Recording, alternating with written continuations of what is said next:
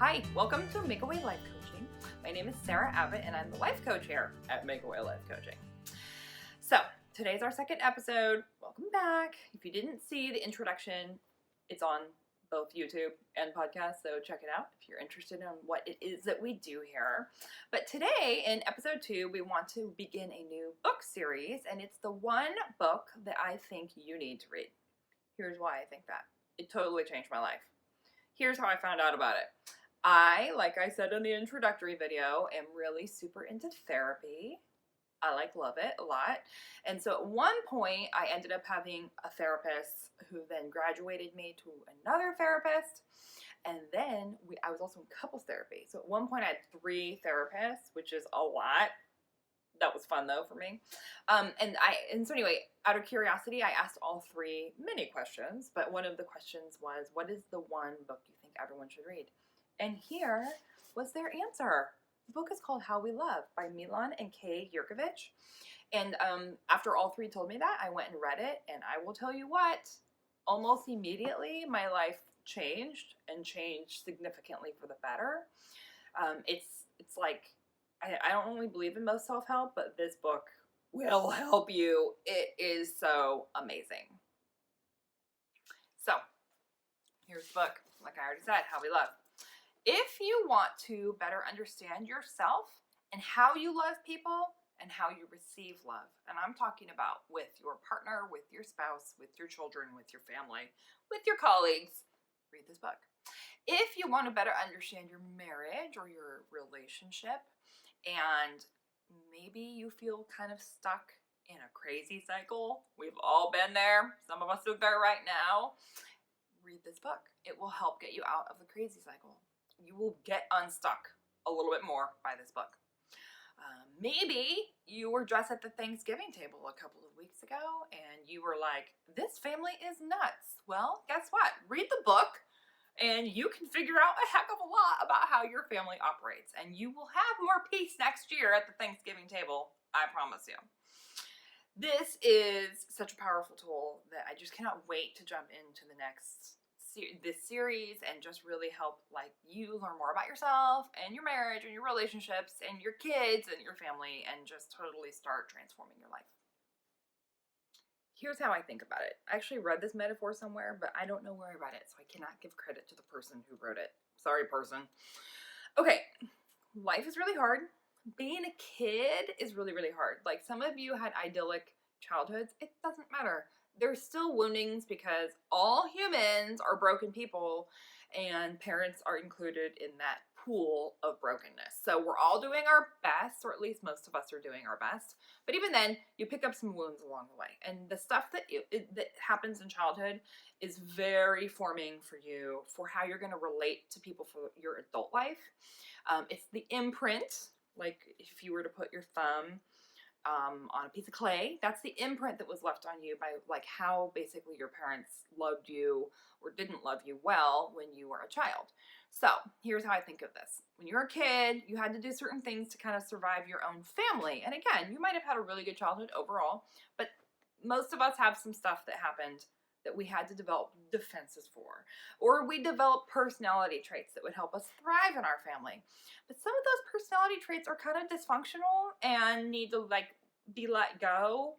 And you cannot let go of those until you understand how you got them and how they don't serve you anymore. So I like to think of it this way.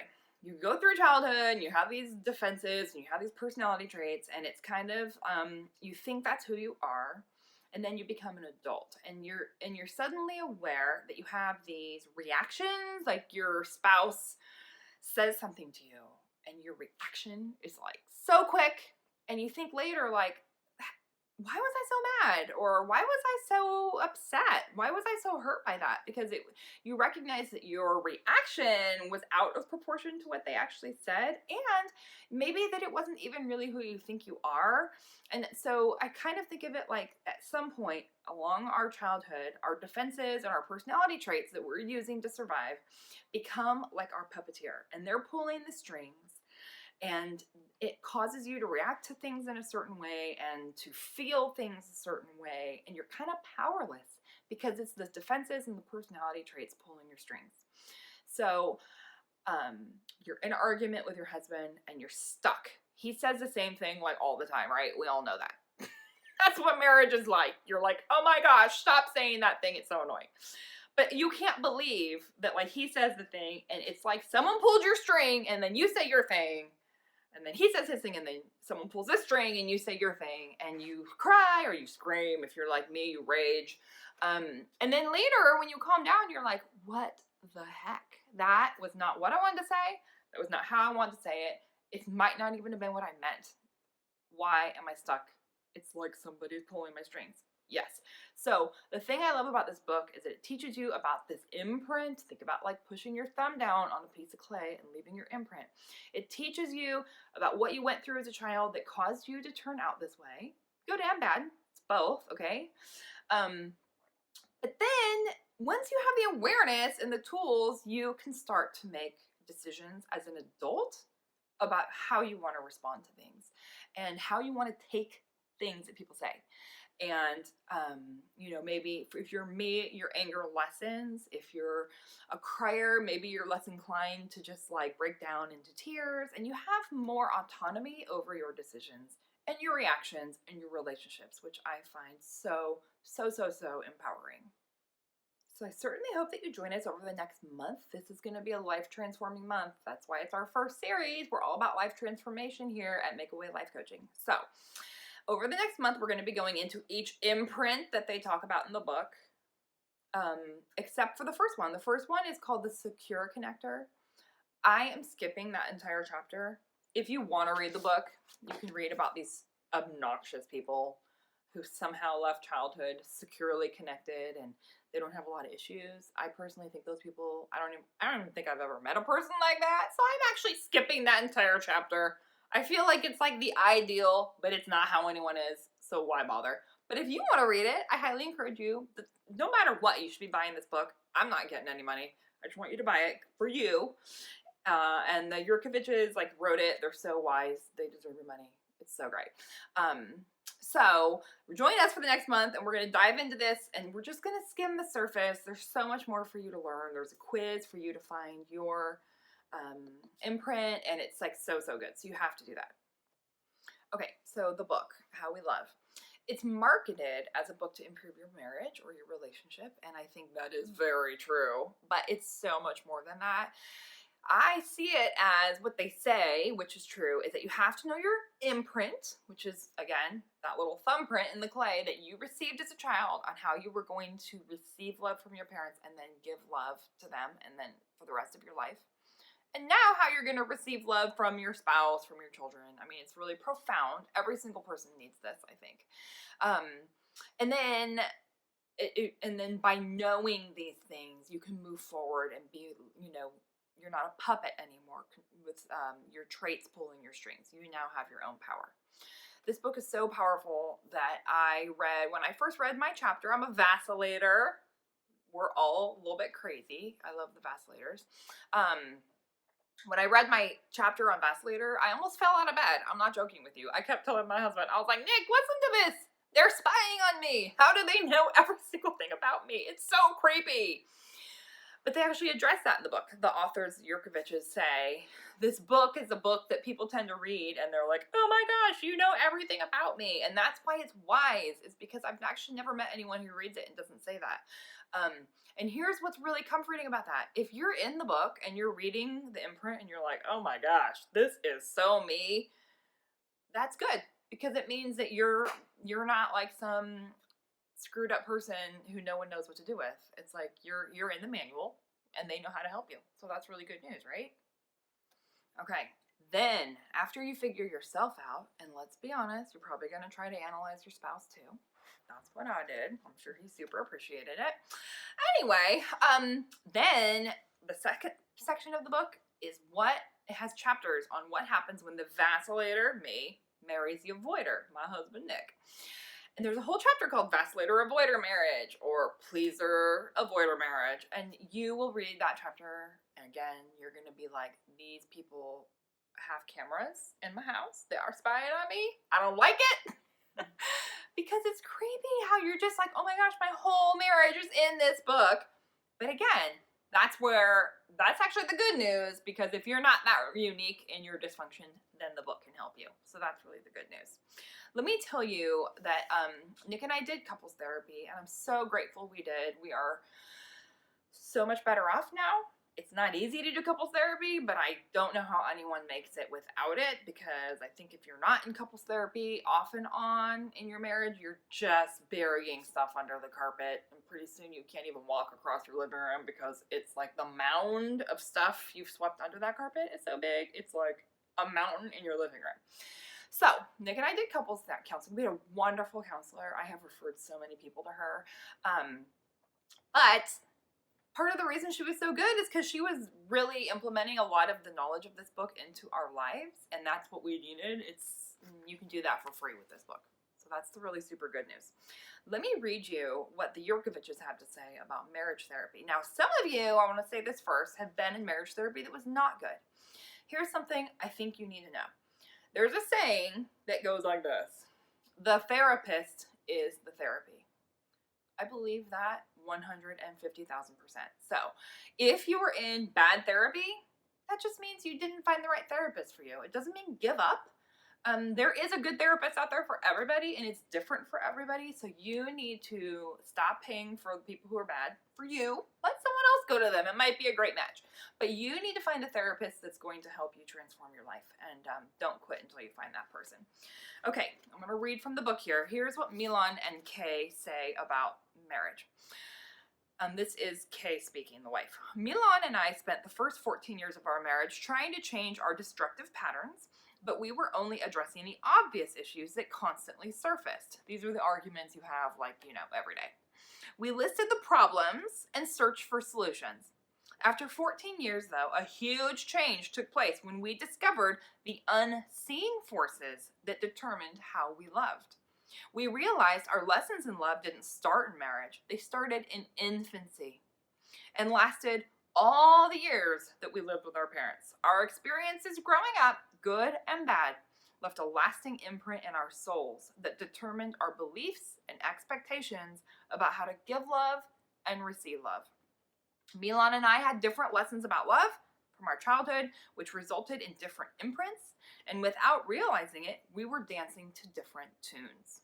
No wonder we were stepping on each other's toes. Lasting change became possible when we made that revolutionary discovery. That's why this book is so powerful, because you have to understand your spouse and your imprints in order to understand the dance that you're doing in this marriage and why you might be stepping on each other's toes, or why the dance has totally fallen apart. I want to address that you might be in a place in your marriage where you're thinking, nope, this is too late, and there's no hope here. Well, first of all, I am a Christian. I always believe there's hope, because God will redeem any situation that you let him into. And so I really, really, really, that's my foundational belief in life.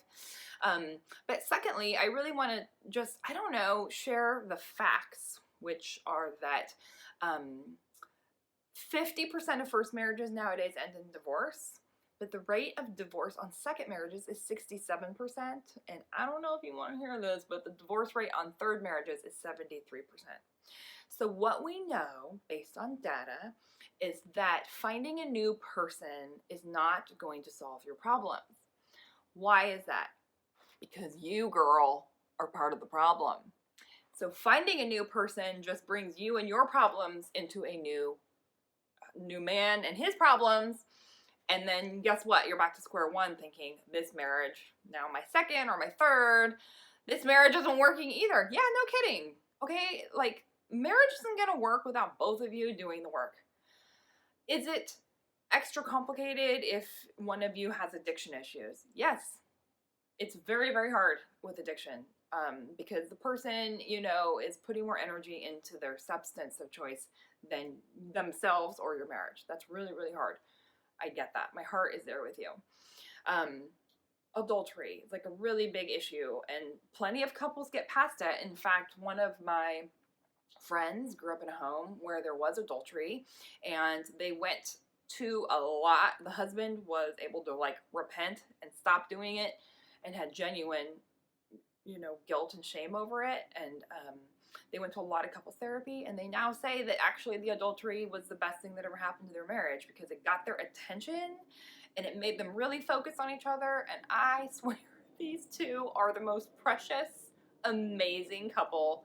They love each other so intensely, but they put the work in. And that's, I guess, what I want to encourage you to do is as much as you can and as much as your spouse is able to put the work in, because just finding somebody new is not necessarily going to work. The data tells us that that's not often the solution. All right. So let's say that you are in a marriage with addiction issues or betrayal or some really hard things they're really hard to get over. You can still do your work. In fact, your freedom is going to be found in you doing your work. And you hope your spouse will do their work, and that's certainly something to pray about. I really believe that a lot of relationships are healed when one person starts praying that things will shift and that the other person will change. And so, but in the meantime, you can do your own work. It's really, really powerful. It will set you free when you understand that in your relationship, your reactions, your choices that you're making, the things you say, these are all things that you do have control over, and they are influenced by this imprint. And when you know your imprint and you know why you feel abandoned every time he does this, or why you feel ashamed whenever this kind of thing happens, that's where your freedom is going to be found. And you don't need anyone else to be doing that work with you. That is something you can do on your own if your spouse is not willing. If your spouse is willing, then praise the Lord, because the transformation can be phenomenal. But guess what? The transformation in you can be phenomenal regardless. Okay, here's what I would love. Buy the book. Here's the book. Go buy it. Buy it at a bookstore and support your local people, or buy it on Amazon. Either way, buy it, okay? Next week, Thursday, join us. We're going to talk about the first imprint, which is the avoider. All of my favorite people are avoiders. My husband's an avoider. My best friend's an avoider.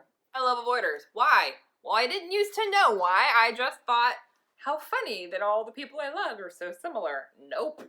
Now I understand that because I'm a vacillator, I am drawn to avoiders like a magnet, because they are calm and steady. And if you've noticed, I'm a very highly emotional person. And I love that, but it's also exhausting. And so I love avoiders because they're steady and calm. But guess what? I also sometimes hate avoiders because they're emotionally disconnected. And if you're me, you're just like, want to connect with everybody all the time, which is what vacillator do really, really well. And so I was in this crazy cycle with all my favorite avoiders until I read the book, and then it all made sense. And now I have more understanding of my relationships and more control over how I react to them when they're being emotionally disconnected. And there's freedom in that. So join us on next Thursday. We will be here talking about the avoiders. See you then.